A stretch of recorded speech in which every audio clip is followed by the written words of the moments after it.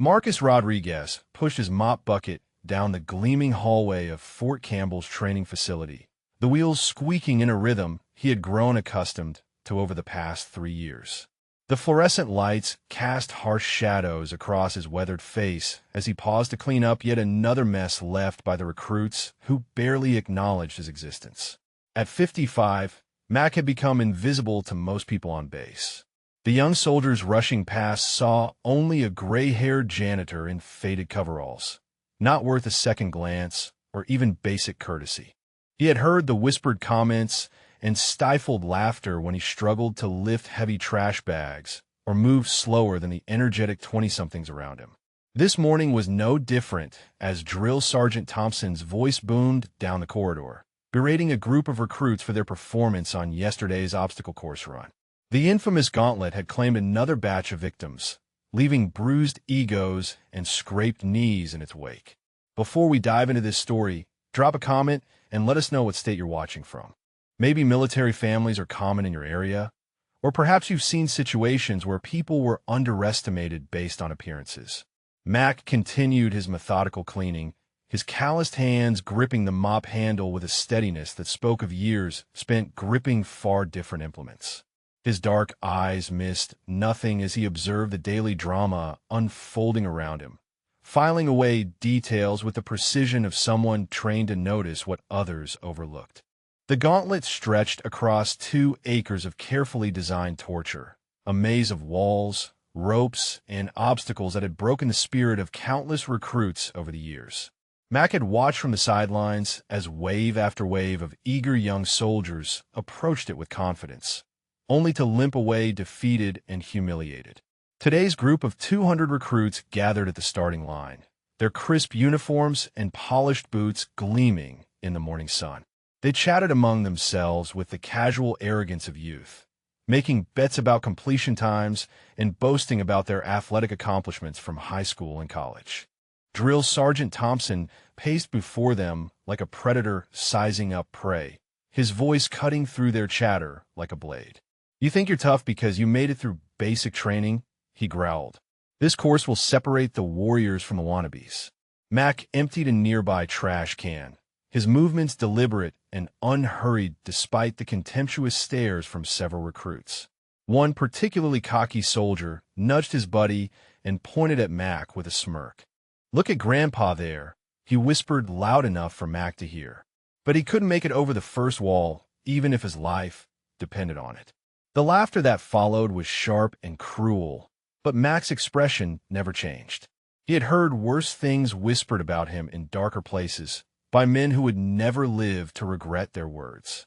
He simply continued his work, watching as Thompson explained the course rules with military precision, knowing that very soon these young soldiers would face their first real test of humility.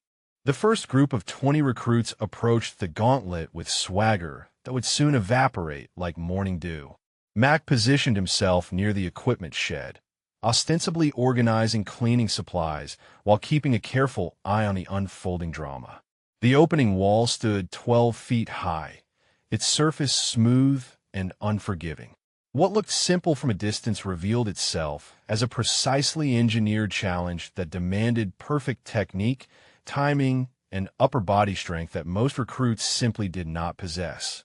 Private Jenkins, the same soldier who had mocked Mac moments earlier, sprinted toward the wall with theatrical confidence.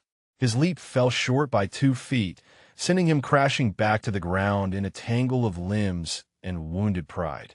The laughter from his fellow recruits died quickly as one by one they attempted the same obstacle with identical results. Thompson's voice cracked like a whip across the training ground. "What's the matter, ladies? Afraid of a little wall climbing?" But even his taunts couldn't inspire success where technique was lacking. Mac watched with the trained eye of someone who understood the mechanics of movement, the precise angles and leverage points that separated success from failure. He noticed how the recruits relied on brute force instead of finesse, how their urban upbringings had never taught them to read terrain and adapt their approach accordingly. By noon, 50 recruits had attempted the course. Not one had made it past the third obstacle. The cocky chatter had been replaced by frustrated muttering and increasingly creative excuses. Mac continued his methodical cleaning, invisible as always, while cataloging every mistake and filing away the solutions that seemed so obvious to his experienced eye. The afternoon sun beat down mercilessly as the second wave of recruits prepared for their turn at the gauntlet. Word of the morning's failures had spread through the barracks like wildfire, but pride and peer pressure drove the remaining soldiers forward despite their growing unease. Mac had witnessed this pattern before in different contexts, the way confidence crumbled when faced with genuine challenge. He mopped the same section of floor 3 times while observing Private Martinez, a compact soldier from Texas who moved with more natural athleticism than his predecessors. Martinez made it over the first wall, drawing cheers from his watching comrades. He navigated the rope climb and tire run with fluid grace that suggested real potential. But the fourth obstacle, a precision balance beam suspended 15 feet above a mud pit, proved his downfall, just as it had for everyone else. The watching recruits grew quieter with each failure. Thompson's insults became more creative and cutting, but Mac detected the underlying frustration in the drill sergeant's voice. This was supposed to be a standard training exercise, not a wholesale humiliation of an entire company. By late afternoon, the count had reached 120 failed attempts. The recruits who hadn't gone yet huddled in small groups, their earlier bravado replaced by nervous energy and whispered strategies that Mac knew would prove worthless without proper understanding of the course's design. He emptied another trash can, noting how some of the soldiers now watched him with a different kind of attention, as if wondering what thoughts might be hidden behind his weathered features.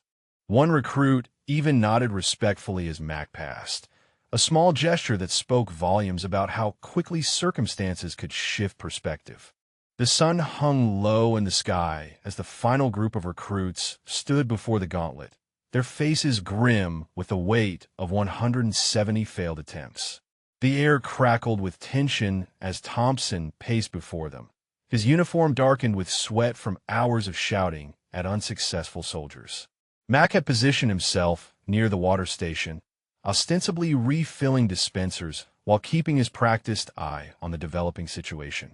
The mood had shifted dramatically from a morning's cocky confidence to something approaching desperation.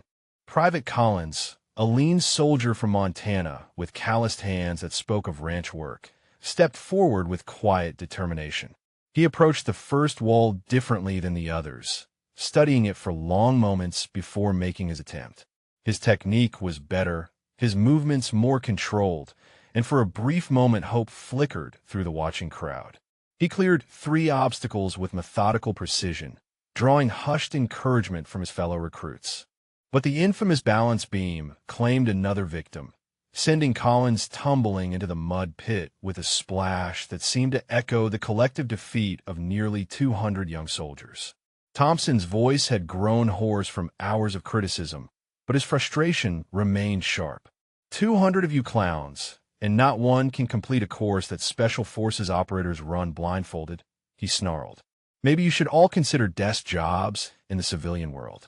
Mac watched as several recruits glanced in his direction, their expressions mixing embarrassment with something that might have been curiosity. The invisible janitor was beginning to attract attention, though none of them could have guessed why their subconscious minds were starting to notice the quiet man with the steady hands and observant eyes. The failure count had reached 200. Every single recruit had fallen short of completing the gauntlet, their pride scattered across the obstacle course like debris from a battlefield. Mac continued his methodical work, sweeping dust that didn't exist while the weight of collective defeat settled over the training ground. Thompson stood before his humiliated soldiers, his face red with a mixture of anger and professional embarrassment. In 15 years of training recruits, he had never witnessed such a complete breakdown of performance. The gauntlet was challenging, certainly, but it wasn't designed to be impossible. The drill sergeant's eyes swept across the faces of his deflated soldiers before landing unexpectedly on Mac, who was emptying a trash receptacle near the equipment shed.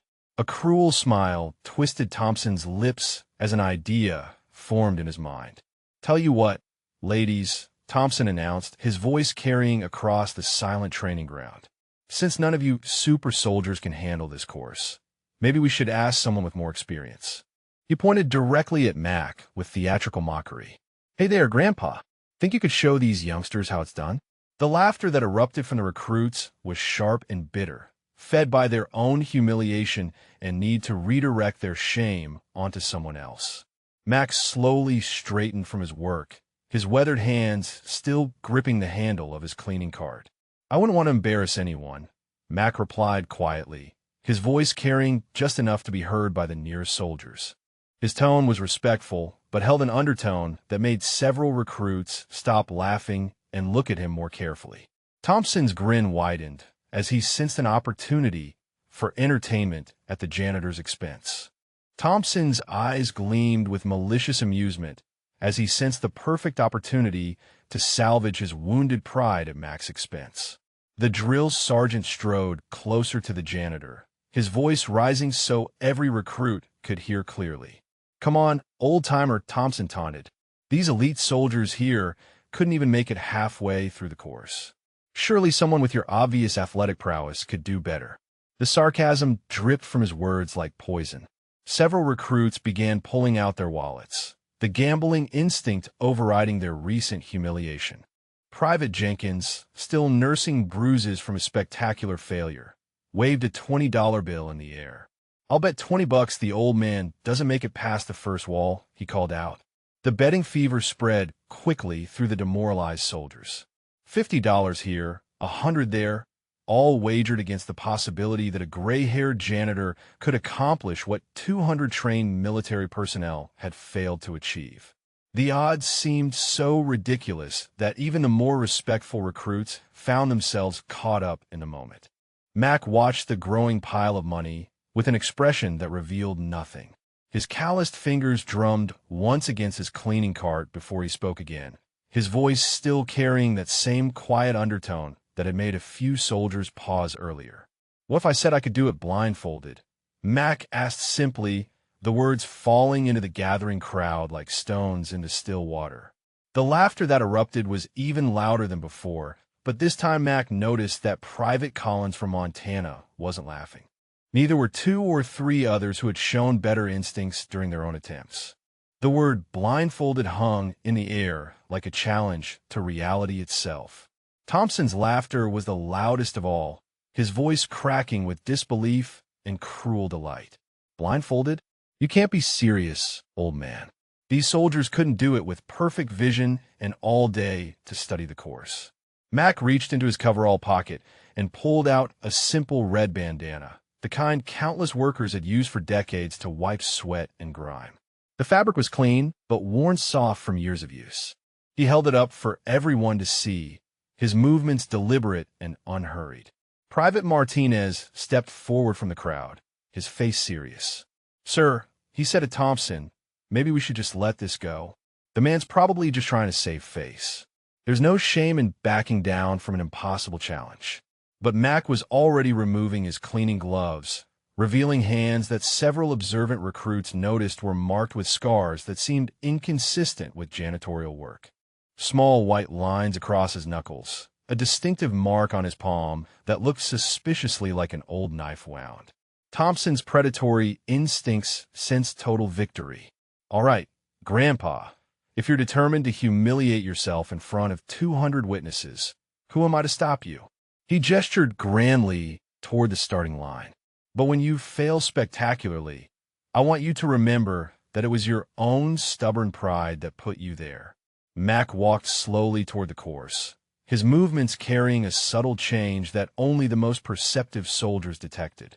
His gait had shifted from the shuffle of a tired janitor to something more purposeful, more controlled. The transformation was so gradual that most of the laughing recruits missed it entirely. Mac stood at the starting line, the red bandana dangling from his weathered fingers like a battle flag. The 200 recruits formed a semicircle around the course, their voices creating a low buzz of anticipation and barely contained laughter. Cell phones appeared as soldiers prepared to record what they expected would be an epic failure. Thompson rubbed his hands together with visible satisfaction. "This is going to be better than cable television," he announced to his assembled troops. "Make sure you get good footage, boys. This will be a training video on what happens when pride overrides common sense." Mac closed his eyes and took 3 slow, measured breaths. To the watching recruits, it looked like an old man trying to calm his nerves before inevitable embarrassment. But Private Collins noticed something different in the janitor's posture, a subtle straightening that suggested hidden reserves of strength and confidence. The bandana went over Mac's eyes with practiced efficiency, tied with the quick, sure movements of someone who had done this before. He stood perfectly still for 30 seconds, his head tilted slightly, as if listening to sounds that others couldn't hear. The laughter from the recruits began to fade as they watched this unexpected display of calm preparation. When Mac finally spoke, his voice carried across the training ground with startling clarity and authority. "I'll need someone to call out when I cross the finish line," he said simply. His tone had shifted completely from the deferential janitor they thought they knew to something that made several soldiers straighten unconsciously. Thompson's grin faltered slightly, but his commitment to the spectacle was too deep to back down now. The drill sergeant moved to the finish line with theatrical flourishes, playing to his audience of eager young soldiers who had no idea they were about to witness something extraordinary. Mac exploded forward with a burst of speed that stunned every watching soldier into complete silence. His approach to the 12-foot wall was precise and calculated, his body moving with the fluid efficiency of a machine designed for exactly this purpose. He hit the wall at the perfect angle and scaled it in one continuous motion that made the obstacle look trivial. The laughter died completely as 200 recruits watched the blindfolded janitor navigate the rope climb with textbook form.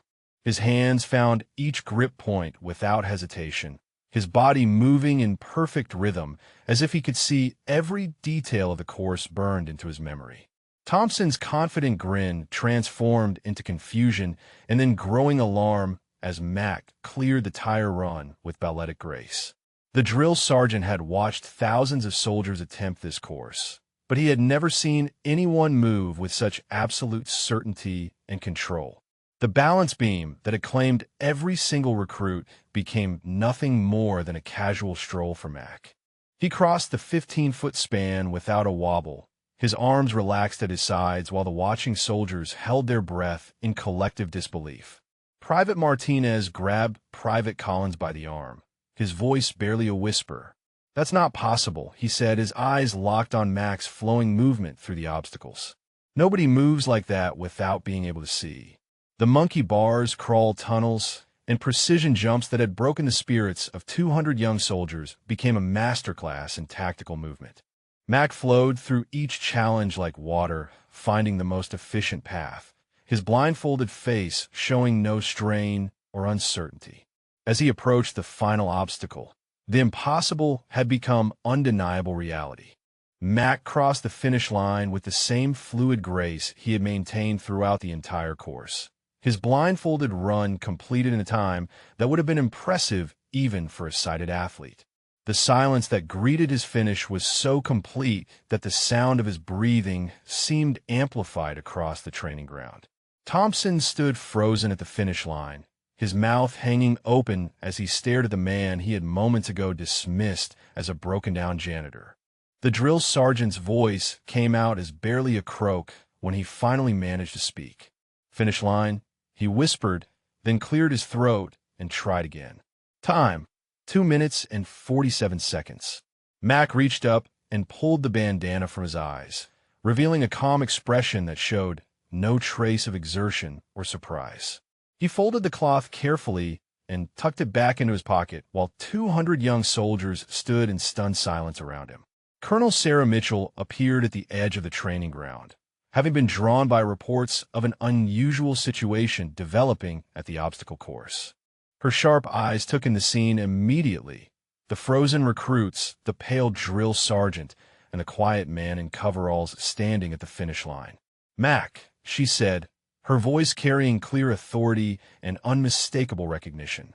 "Colonel Rodriguez," she continued, and the words hit the assembled soldiers like a physical blow. I believe these young soldiers deserve to know exactly who just demonstrated the proper way to run the gauntlet. The transformation in Max Baring was immediate and complete. His shoulders squared, his chin lifted, and suddenly every recruit could see the career military officer that had always been hidden beneath the humble janitor's facade. Colonel Mitchell's voice carried across the silent training ground with crisp authority. "Soldiers, meet Colonel Marcus Rodriguez, retired. 2 tours in Afghanistan, 1 in Iraq. Former commander of the Army's elite mountain warfare school. The man who designed this very obstacle course you've been struggling with all day." The collective intake of breath from 200 recruits was audible.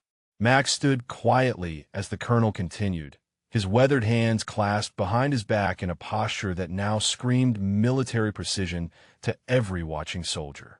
"He holds a Distinguished Service Cross, 3 Bronze Stars, and more commendations than most of you will earn in your entire careers," Mitchell continued. "When Colonel Rodriguez volunteered to work here after his retirement, I thought having him observe your training might provide valuable insights. I never imagined he would need to demonstrate proper technique personally." Thompson stepped forward, his face flushed with embarrassment and dawning respect. "Sir, I apologize for my disrespectful behavior. I had no idea of your background or service record." Max's expression softened slightly as he looked at the humbled drill sergeant. "No apology necessary, Sergeant Thompson. You treated me exactly as I appear to be. The lesson here isn't about respect for rank, but about never underestimating what people are capable of when circumstances demand their best." Private Collins stepped forward from the crowd of silent recruits. "Sir, would you be willing to teach us the proper techniques? We obviously have a lot to learn. If this story moved you, drop a comment about what resonated most with you, or share if you've witnessed similar hidden strength in someone you know." Max smiled for the first time that day, the expression transforming his entire face. "That, soldier, would be my honor.